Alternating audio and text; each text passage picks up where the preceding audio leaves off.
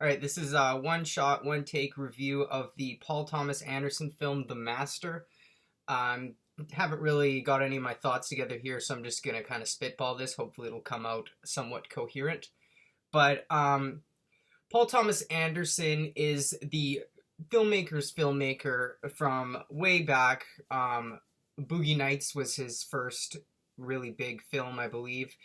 My first introduction to Paul Thomas Anderson was under the name P.T. Anderson, with a film Magnolia that I still to this day consider to be one of the greatest films ever made. Just so much emotion in that one.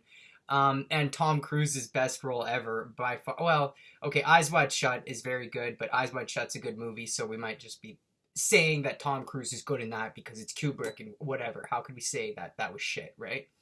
Um, Back to P.T. Anderson. I wasn't aware that a P.T. Anderson and Paul Thomas Anderson were the same filmmaker. I know, stupid. I've been out of watching movies for a little while and just trying to get back into her here. So I did, however, know that There Will Be Blood was one of the greatest movies ever, and Daniel Day-Lewis just destroys that movie. If it weren't for him, it probably would not be half as good. Well, if it weren't for P.T. Anderson, the other half wouldn't be as good. Together, great fucking film. So, getting that, I drew the correlation that my old favorite film from my childhood was by the same director as one of my new favorite films from my adulthood. So, that's quite a thing. So, I decided to see the catalog further.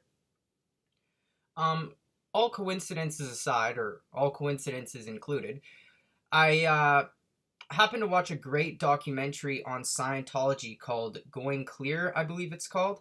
HBO documentary that features many real filmmakers and actors and people deeply rooted in Scientology and Hollywood, completely blowing the lid off the what goes on in there. Scientologists will say it's fake, but everyone else seems to think it's pretty real. And the film correlates with all the stories I've heard about Scientology, but just kind of puts it in a chronological order.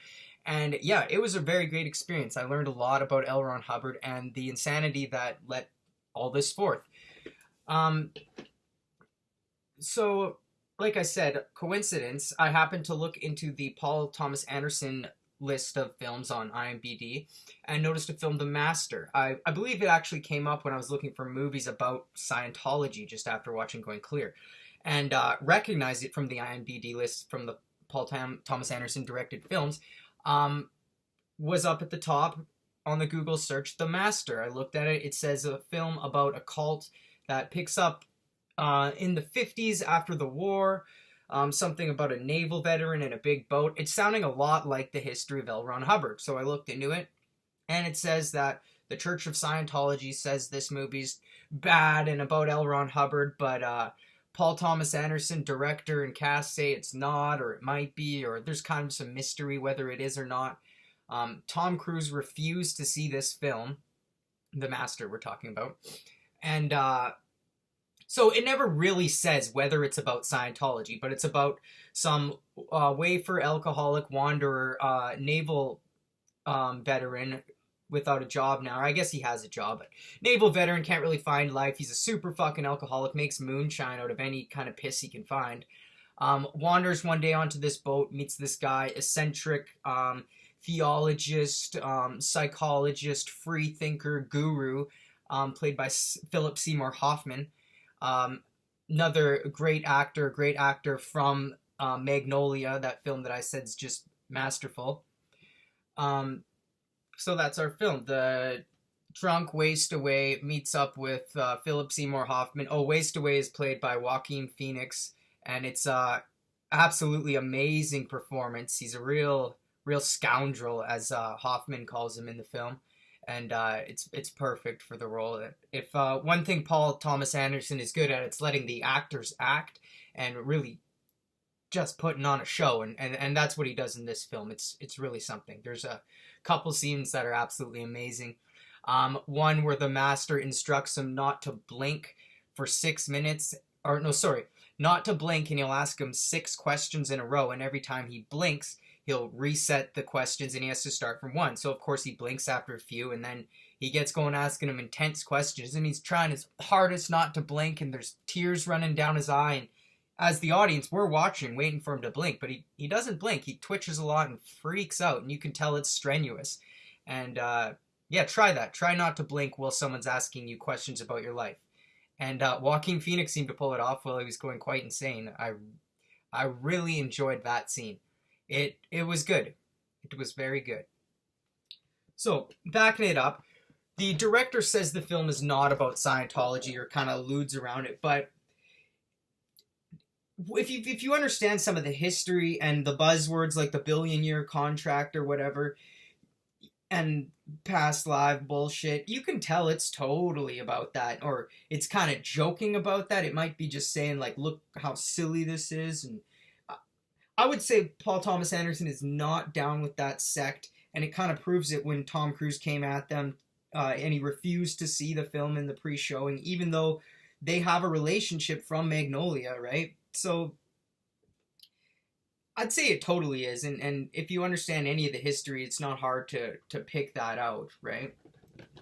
But back up to what the film is. It's not...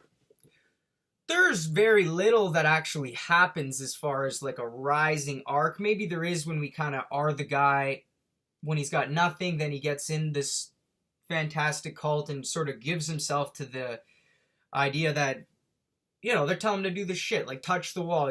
What does it feel like? It's a wall. No, it feels like trees. But he's like, no, it feels like a wall. And then eventually they want him to tell him that it feels like a moss when it's just a wall. And he's going insane trying to make the wall feel like moss. And after trying and trying and trying, he, I guess, can make the wall feel like moss, even though it's hard to say if the guy's a loony bin the whole time, right? So the cult's really just screwing with him. I don't know. It's so hard to say what this movie is about, really. It's, well, beyond the fact that it's about the Scientology, right? It's about good acting and talking and just real shots, real people. Like, it's got the weirdest nudity of all time. There's like a lot of just, you know, moles on people's body and like saggy parts, and it's just what people would look like naked, probably. I don't know. It's weird. The guy has sex with a sandcastle in the beginning of the film. Yeah, it's a strange movie. And had I not understood the background and got so much of the vibe from Scientology and understood the correlation that they said they're not trying to make, even though it's so clear they're trying to make it, I probably wouldn't have enjoyed it as much. But, let's say out of 5 stars, watching it, I was feeling a 4-star rush for sure. But like I said, it ties things up in a way. Like it's all. I don't want to ruin anything, but I guess there's closure. There is. I don't know. Let's give it a 3.5 star. I would recommend it to anybody if you understood the background and the jokes they're trying to make about. Well, maybe it's not jokes. If you understand all the Scientology and you like Paul Thomas Anderson films, it's probably a 4. For me, it's a 4. Okay, it's a 4-star film. It's a 3.5 to 4-star film, depending on how I'm feeling. Would I watch it again? I probably would. I'd show it to someone, and I think they'd be like, what the fuck did I just watch? And that's okay. That's okay. That's great. 4 stars. 3.5 to 4 stars. Alright, I hope that made any sense. If it didn't, check out the film. Later, guys.